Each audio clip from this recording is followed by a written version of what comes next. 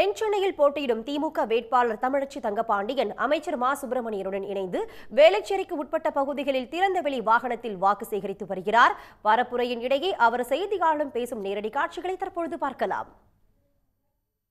அவர் எத்தனை முறை தென்சென்னை மட்டுமல்ல தமிழ்நாட்டின் எந்த பகுதிக்கு சென்றாலும் தாக்கம் எதுவும் ஏற்பட போவதில்லை. ஏனென்றால் அவர் தேர்தலுக்கு மட்டுமே வருகின்றார்.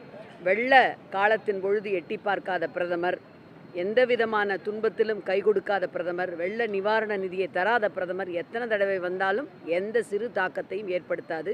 ஏனென்றால் தமிழ்நாட்டு மக்கள் புத்திசாலிகள், சுயமரியாதை தன்மானம் மிக்கவர்கள். அவர்கள் அதனை மறக்கவும் மாட்டார்கள், மன்னிக்கவும் மாட்டார்கள். 2 நாளைக்கு முன்னாடி சென்னைக்கு பிரச்சாரம் மேற்கொண்ட எடப்பாடி பழனிசாமி, அதாவது மிச்சம் புயல் சென்னையை தாக்கவே இல்லை, மழை மட்டும்தான் பெய்ஞ்சி, அதுக்கே இந்த அளவுக்கு தலைநகர் திமுக அரசு அப்படி குற்றச்சாட்டு வச்சிருக்காங்க.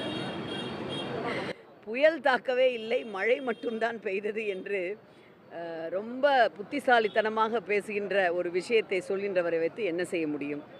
அதாவது எந்த உலக சரித்திரத்திலே இப்போ நியூயார்க்கில் பார்க்குறீங்க, 1 வீக் எலக்ட்ரிசிட்டி கட் ஆகிறது, எல்லாமே ஃபுல்லாக வெள்ளம் பெருக்கெடுத்து ஓடி ஹோல் சிட்டி கட் ஆஃப் ஆகிறதெல்லாம். 3வது நாளில் சுத்தமாக வெள்ளம் வடிக்கப்பட்டு விட்டது. 2வது நாளில் விமான நிலையங்கள் சரி செய்யப்பட்டு விட்டன. எந்த உயிர் சேதமும் ஏற்படவில்லை. முதலமைச்சர், மாண்புமிகு அமைச்சர் அண்ணன் மாசு உட்பட அத்தனை அமைச்சர்களும் சட்டமன்ற பாராளுமன்ற உறுப்பினர்களும் களத்திலே இருந்தார்கள். சென்னை எங்கும் அமைக்கப்பட்டிருக்கின்ற இந்த மழைநீர் வடிகால் அந்த பணிகளினால் சுத்தமாக வெள்ள பாதிப்பு 1 வாரத்திற்குள் கட்டுக்குள் கண்டிப்பாக கொண்டு வரப்பட்டது. உண்மைகளை திரித்து கூறிவிட்டு எப்பொழுதும் பொய்யையே பேசுகின்ற பொய்யர்களுடைய கூற்றை நாம் நம்ப வேண்டிய அவசியமில்லை. உடனுக்குடன் செய்திகளை தெரிந்து கொள்ள சன் நியூஸ் பெல் ஐகானை கிளிக் பண்ணுங்க.